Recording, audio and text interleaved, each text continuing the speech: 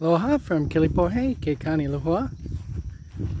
It's been a while since I kind of went over the whole garden situation, so I thought I would try to do a video on all of that. So first up, this is going to be the new set of garden beds. This is the first one. I started running the trommel and getting the soil out of this pile here. So basically took out, you know, that much, a couple yards, and mixing in this, which is black cinder, to give it some aeration. This is almost full. There is a little bit more space, but I think I might be adding some compost to it later. But for right now, it's going to be corn, which these are all of the corn starts here.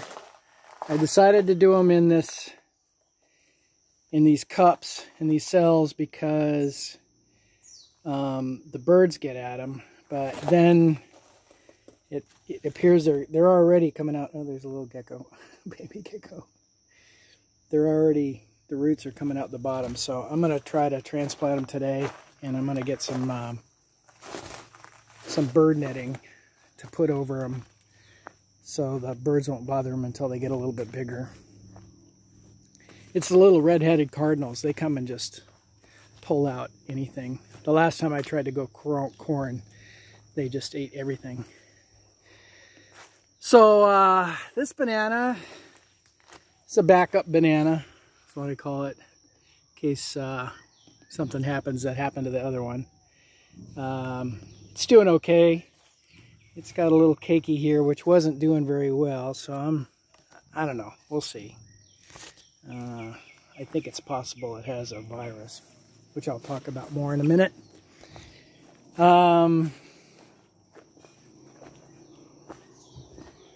What else?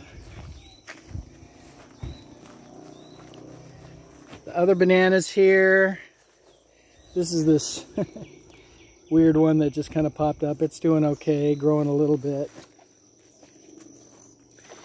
And then these guys are doing pretty good. He still has his bananas, but they're really taking a long time to ripen. Yeah, just kind of hoping for the best here. Yeah, so this guy is doing pretty good as well. It's also another little backup banana. The greenhouse here, back up a little bit, you can see what it looks like. Just thrown this together. I got some shade cloth for the roof. It is 40% shade, I guess, because it was just getting too hot in here. So we have, this is basil, and then all the rest of these are bell peppers. So we got 8 bell pepper plants here. And these are tomatoes. 9 tomato plants. And they're doing pretty good. They're liking it in here. So no tomatoes on them yet. The radishes are pretty much finished. They were doing okay, but it's just not good for radishes right now. 2 more pepper plants here. And these are grape tomatoes here. And then we got little herb action here with the, this is Thai basil, thyme, and rosemary. And then this bin was supposed to be eggplant, but ended up being a couple of tomatoes, grape tomatoes, because the eggplant seeds didn't come up. And then these are some zinnias, which we'll see more of later. So, get on to this banana plant. So, it has contracted a virus called bunchy top, and I'll show you what the results of that are. But eventually it will kill the plant. Right now it's, you know, it's still growing. It still will produce fruit, but it'll just die eventually. And what happens is, so these are the little babies. If I can get in here, you can see that leaf is kind of yellow and not very well determined. And then if you see those veins coming off the central vein, they're all hooked. It's because they can't grow properly, I guess. Anyway, the leaves are coming out, and then before they can get fully emerged, the next one come up. And that's why they call it bunchy top, because the top of the banana keiki just looked like a big bunch. But, you know, for now I'm going to let it go, because, I mean, that right there, that's a flower coming out. And this one, it's a flower, and it's got, you know, 1, 2, 3 down there, 4 over there, bunches of bananas, plus 2 coming out. So that's 6. That's a lot of bananas to get rid of. You know, eventually, after all the bananas are done, and I've been digging up the keikis, the babies, as soon as there aren't any babies and there aren't any big stalks left, I'll just kill it. Use glyphosate herbicide and kind of basically inject it right into there, and then dig up the actual plant is underground. They call it the corm, the rhizome. And so you dig that up and then burn it.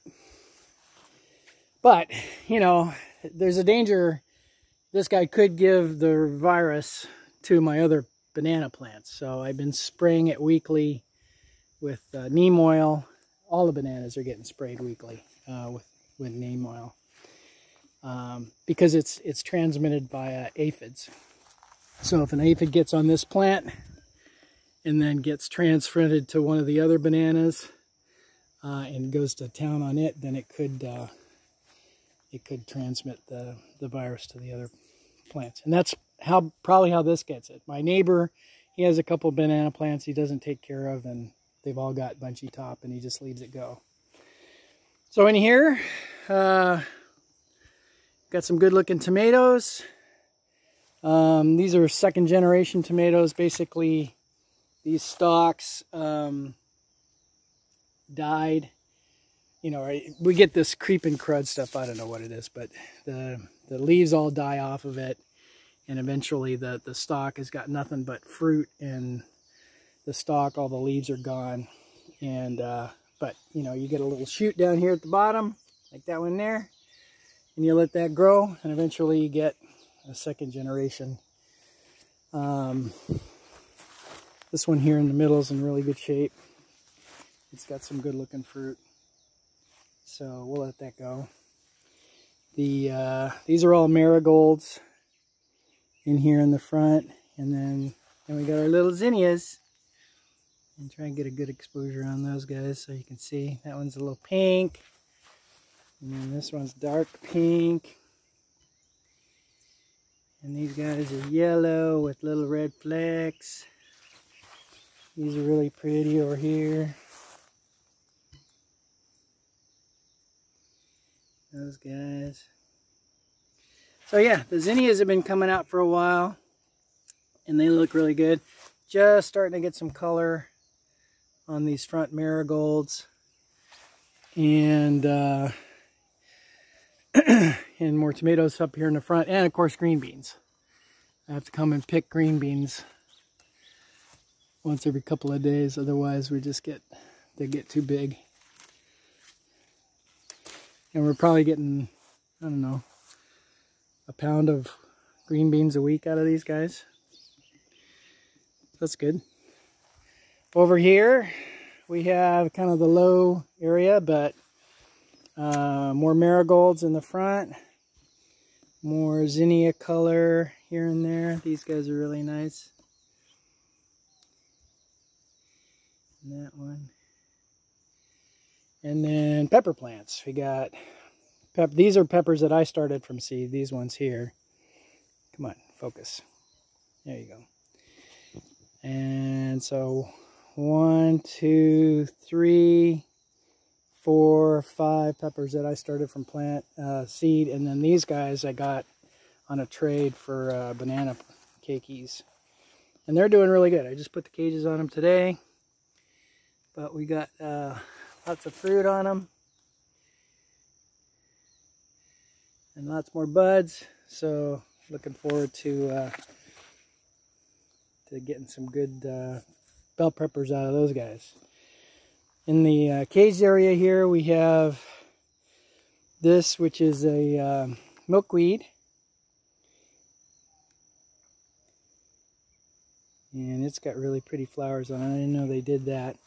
And we have had signs of, something's been eating this guy, but I don't see any caterpillars. And I had seen a monarch butterfly in here the other day. Normally I kind of keep this covered up so they stay away, but yeah, this is a native or a relative of the milkweed called crown flower. And I don't see any, I don't see any eggs on there, but there have been. They come and go. I don't know. Maybe the little caterpillars are getting eaten. I don't know. Another view of the bed here. This is all this stuff here is sweet potato, which it's just been going nuts. I don't know. And then of course this is calo or taro plants. 2 different kinds of taro here. And we've probably got another couple of months to go on these guys before they get to the point where we can pick them and eat them. But they're pretty big, and there's a lot of little babies in there too. So this is all Haoli's responsibility, this patch here. So she's got a job. She doesn't spend a lot of time out here. This banana, we got a bunch there. This guy is getting close. It's not showing any signs of the virus, which is good. The little cakeys are emerging properly. The veins don't look terribly hooked. I mean, there is a little bit of hooking going on there, so I have to monitor it. But if it gets the virus, then I'll have to kill this one too. There's no cure for it. The lime tree is struggling. I've been spraying it with neem oil because it keeps getting aphids. I tried this white stuff, which is diatomaceous earth, and it just made a mess. The leaves, I mean, just kind of have this mottled green color to them, and they're not terribly healthy. So I've been trying a bunch of stuff like that. This is a cutting we got from Eric and Cheryl. It's a double red hibiscus. It's much darker red than it shows up on the camera. And then these are all gardenias. Gardenia flowers. I think I can smell one right now. I don't know where it is. But lots of gardenias here. These are First Love gardenias that are cuttings from our bigger one. This I don't know if we covered before. It's the pineapple patch. So we used to have a big, huge pile of rock. Here's just all that's left of the pile of rock right here. And this pile used to go all the way over there and was about that high. You couldn't even see the sill from here. And all of that rock got built into rock walls. We have a big rock wall in the front. We got this big rock wall here. And then last month we were able to get some mulch and filled this in. And these are all pineapple plants from a friend of ours who's moving out of town. So whenever they get a pineapple, they would just cut the top off and throw it in your backyard. And, you know, of course, you plant the tops and you'll get a pineapple. In fact, here's a little baby pineapple fruit right there growing up out of that one. I think we have about another dozen up in the front growing. The little iris patch here is awesome. They just go nuts. Every few days, this is just a ton of flowers here. It's a lot of fun to see that.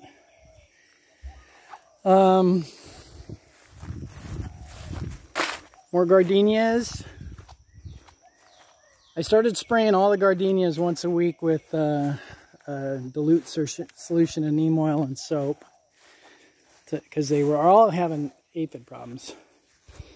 So I think that's what's going on here. The neem oil burns the plant a little bit, but it's better than having aphids, because, you know, if you got aphids, you don't get any flowers. And we're just getting tons and tons of little buds here, just waiting to be gardenias.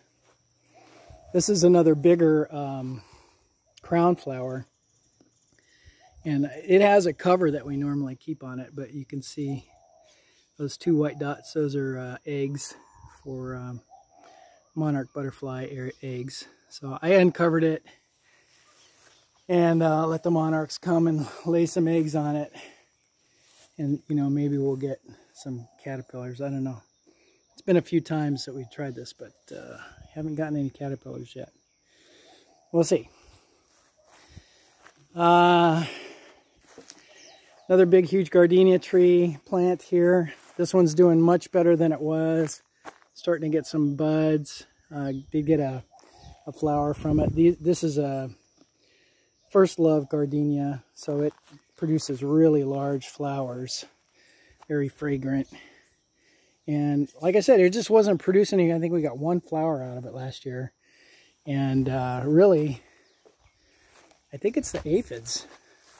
I don't know if it's the same aphids that got on the banana plant and took it out, but, you know, I started doing that neem oil and things have really improved, at least for the gardenias. Let's see if I can find some other pineapples to show you guys. Yeah, here's a good one.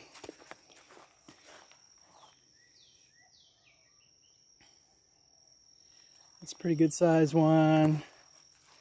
Another one here. And those are, you know, softball size, not super big. Another one here. Oops. That's a little bit bigger. And this is a cinnamon gardenia. These are really super fragrant.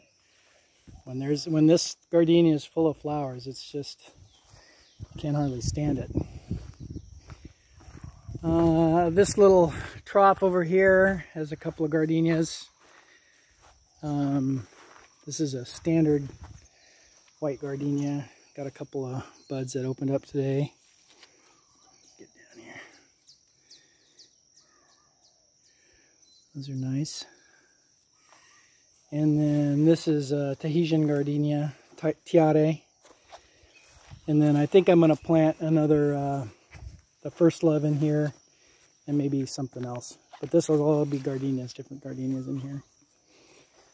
The lemon tree up on the hill, it's got tons of lemons. We've only got 2 or 3 on there, and this is a Myers lemon, so they're not bitter lemons like you get on the mainland. But there's tons of them, and more flowers coming in all the time. So, and you know, it doesn't really have the same problem with the leaves. It's not quite as healthy as it was when we bought it. I don't know what to do with that. It could be over fertilizing, it could be under fertilizing, I don't know. It would be nice to have some real experience. On this side, the the papaya rose still doing pretty good. Lots of fruit. Had that dry spell, so they're, you know, when it's dry, they abandon their fruit. So we don't get that many. And then, but these guys are doing okay now. And tangerine is looking pretty much better. Or maybe mandarin orange, I can't remember. Lots of little stubs, but it needs to be pruned. I'm gonna wait and do that later this year. These guys have been rock stars though. These 2 papaya trees. A neighbor gave me the seeds for the starts for these. And I mean, these are big papayas, just like football size. And one of them goes for 2 days for 2 people, but they're really good. You can't let them get too ripe. I mean, this is almost ready to be picked right now. The other ones I would let get almost yellow, but we'll pick this, let it sit in the kitchen for a few days, and then once it's just turning yellow a little bit on like 50% of it, then it's good to eat. Anyway, I think that's about it. As far as updates, I really wanted to show the zinnias, which I did, and the pepper plants, which are doing awesome. And I think we'll talk to you later. That's 20 minutes, so hopefully that's a good video. All right, aloha.